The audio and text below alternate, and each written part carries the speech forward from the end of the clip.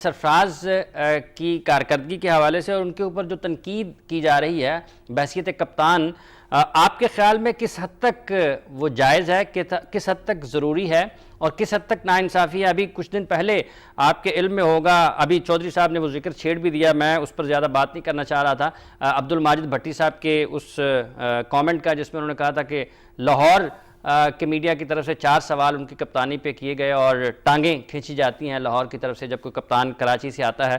आप इस सूरत हाल को किस तरह से देखते हैं? सबसे पहले तो वालेकुम अस्सलाम इमरान, आपका और आपके मेहमानों को भी मेरी जानिब से अस्सलाम वालेकुम। मसला ये है कि ये सिर्फ उड़ाई जाने वाली बातें हैं। कुछ लोग शाह से ज्यादा शाह के वफादार बनने की कोशिश करते हैं। अगर वो ये तफरका फैलाने की कोशिश कर रहे हैं कि लाहौर के जर्नलिस्ट ज्यादा सवाल करते हैं, कराची के नहीं करते, ऐसी कोई बात नहीं है।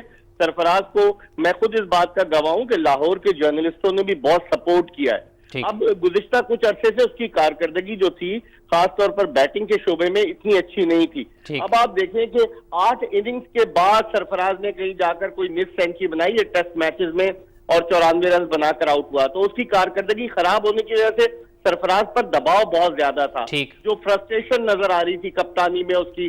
लेकिन अब मुझे लगता है इतनी जल्दी इमरान कप्तान नहीं बदले जाते, नहीं बदले जाते। बिल्कुल, हमने सबने यही बात की है। बिल्कुल, आप मुझे चॉइस बता देना कि अगर चले अभी सरफराज नहीं होता तो क्या आप असद शफीक को देंगे, क्या आप बाबर आजम को देंगे कप्तानी? तो इस वक्त तो नजर ही नहीं आ रहा है। इस वक्त यही है कि हमें वर्ल्ड कप 2019 तक जाना चाहिए। सरफराज के साथ एक ही टेस्ट सीरीज है न्यूजीलैंड के खिलाफ, फिर उसके बाद एक टेस्ट सीरीज साउथ अफ्रीका में है पाकिस्तान की वर्ल्ड कप से पहले, और पाकिस्तान फिर वर्ल्ड कप में जाएगा, PSL है।